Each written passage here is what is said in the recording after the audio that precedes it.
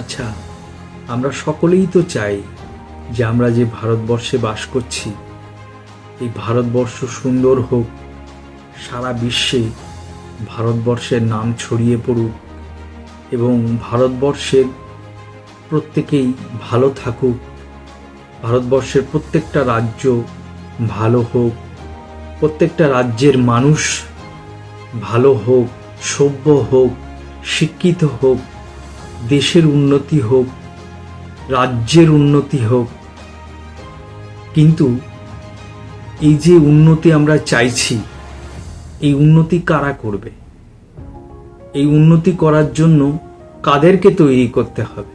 কারণ আজকে যারা ভারতবর্ষের মন্ত্রীরা আছেন, সে প্রধানমন্ত্রী হোক, শিক্ষামন্ত্রী হোক বা স্বরাষ্ট্রমন্ত্রী হোক, তারা তো সকলেই একদিন না একদিন এই ভারতবর্ষের মাটিতে বড় হয়েছেন এবং শিক্ষা গ্রহণ করেছেন এবং তারা সেই সব মন্ত্রিত্ব পেয়েছেন বা জনগণ তাদেরকে সেই দায়িত্ব দিয়েছেন। তো আমরা সকলেই ভাবি যে সুন্দর ভারতবর্ষ, সুন্দর সমাজ এবং আমাদের সকলেরই উন্নতি হোক সর্ব বিষয়ে। তো সেই উন্নতি কি শুধুমাত্র ভারতবর্ষের নেতা মন্ত্রীরাই করতে পারবেন বা রাজ্যের নেতা মন্ত্রীরাই করতে পারবেন? না, আগে সুষ্ঠু এবং সংস্কৃতি সম্পন্ন এবং শিক্ষিত সমাজ তৈরি করতে হবে, তবেই এই ভারতবর্ষ একদিন মহান ভারতবর্ষ তৈরি হবে। তো সেটা কোথা থেকে শুরু হবে? আমরা কি বাইরে থেকে এই নেতা মন্ত্রীরাই তৈরি করে দেবেন আর সুন্দর ভারতবর্ষ হয়ে যাবে? কারণ আমাদের যে পরবর্তী প্রজন্ম, তারা তো ভবিষ্যতে এই ভারতবর্ষকে শাসন করবে, ডাক্তার, ইঞ্জিনিয়ার, উকিল, ব্যারিস্টার সবই হবে। তো কোথা থেকে এই শিক্ষা তারা প্রথম গ্রহণ করবে? শুধুমাত্র কি পড়াশোনার মাধ্যমে এই শিক্ষা পাওয়া যাবে? তা নয়, প্রথমে আমাদের পরিবারের মধ্য থেকে এটা শুরু করতে হবে। আমাদের যে ছেলে মেয়ে আছে তাদেরকে সংস্কার দিতে হবে। আমরা যে কাজটা করব আমাদের ছেলে মেয়েরাও কিন্তু সেটা দেখে শিখবে। আমরা যদি ঘরের মধ্যে ঝগড়া করি তারাও সেটা শিখবে। আমরা বাইরে গিয়ে মানুষের সঙ্গে ভালো ব্যবহার করলে তারা সেটা শিখবে। আমরা কারোর সঙ্গে ঝগড়া করলে সেটা শিখবে। আমরা কারোর সঙ্গে মারামারি করলে সেটা শিখবে। কারণ একটা ছোট্ট শিশু বা ছেলে মেয়ে যখন পড়াশুনো করে তার শিক্ষার সঙ্গে সঙ্গে সংস্কার শিক্ষাও দিতে হবে। আমরা যদি গুরুজনকে সম্মান করি, আমাদের পরিবারের যারা বয়স্ক ব্যক্তি আছে তাদেরকে প্রণাম করি বা তাদের সঙ্গে সম্মানের সহিত কথা বলি, তাহলে আমাদের সন্তানরাও সেভাবে আমাদের সঙ্গেও সম্মান দিয়ে কথা বলবে এবং বাইরে গিয়েও তারা সেটা করবে। আজকে এই যে প্রতিবাদের নামে যে ঘটনাটা দিল্লিতে ঘটেছে, এই যে ছেলেমেয়েরা যে জঘন্য যে ব্যবহার বা ভাষা তারা ব্যবহার করেছে, দেশের প্রধানমন্ত্রী, স্বরাষ্ট্রমন্ত্রী, শিক্ষামন্ত্রী, তাদেরকে তারা যে গালাগালি করেছে, তারা বিভিন্ন রকমের ইঙ্গিত করেছে, এটা কি কোনো সংস্কার? এটা কি কোনো ভালো বাবা মার শিক্ষার সংস্কার দেওয়া ছেলে মেয়ে? তো এই যে যারা এসব করেছে তারা কি তাদের পরিবার থেকে এই ধরনের সংস্কার শিক্ষা পেয়েছে? তারা যে শিক্ষা গ্রহণ করেছে সেখানে কি তারা এই ধরনের শিক্ষা পেয়েছে?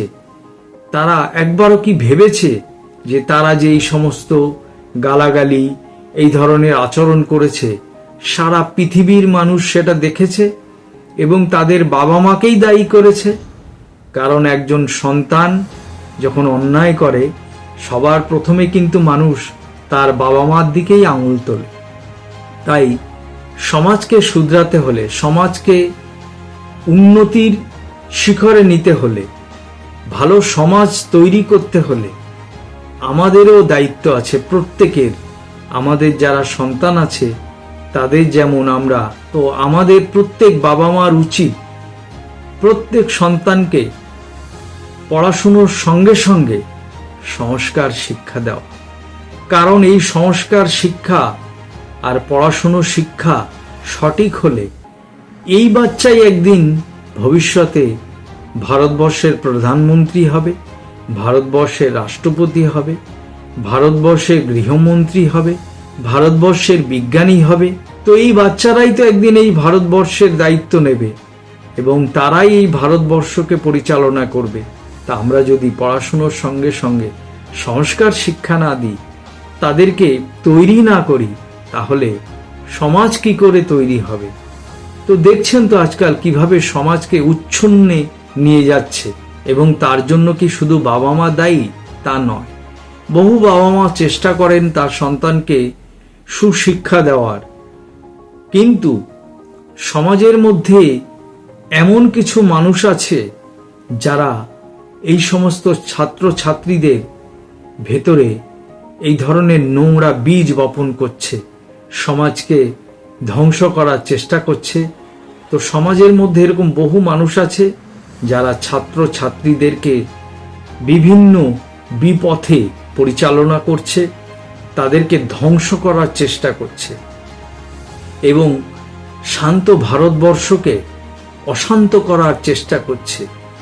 বহু পার্টি আছে যারা ভারতবর্ষকে আবার টুকরো করার চেষ্টা করছে, কিন্তু বহু শিক্ষিত হিন্দু যারা সনাতনী হিন্দু বলে পরিচিত, তারাও কিভাবে সনাতন হিন্দু ধর্মকে অপমান করছে, সনাতন হিন্দু ধর্মের ক্ষতি করছে, সনাতনীদের বিপদ ডেকে আনছে শুধুমাত্র টাকা আর ক্ষমতার জন্য।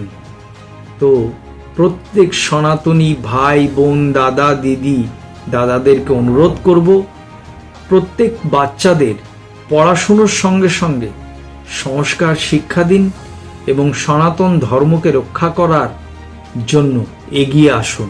না হলে কিন্তু আপনারা অনেকেই দেখেছেন বা দেখছেন বাংলাদেশে কি ঘটছে, পাকিস্তানে কি ঘটছে।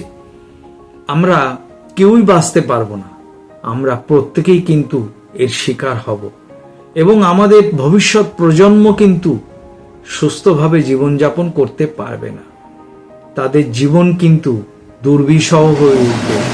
আর এই যারা সমস্ত ক্ষমতা অর্জনের জন্য বা অর্থ অর্জনের জন্য এই সমস্ত বিভিন্ন দেশের সাহায্য নিচ্ছে, তাদের থেকে ফান্ডিং নিচ্ছে, তাদের থেকে টাকা নিচ্ছে, টাকা নিয়ে ভারতবর্ষের মধ্যে ধর্ম বিদ্বেষ ছড়াচ্ছে, মানুষের মধ্যে অশান্তির সৃষ্টি করছে, তারা কিন্তু পালিয়ে যাবে, তারা কিন্তু আর এখানে থাকবে না। তাই সনাতনীদের উচিত নিজের ধর্ম রক্ষা করা। নিজের ধর্মকে রক্ষা করতে পারলে নিজেও ভালো থাকবেন, আপনার সন্তানও ভালো থাকবে, তাদের ভবিষ্যৎও সুরক্ষিত থাকবে।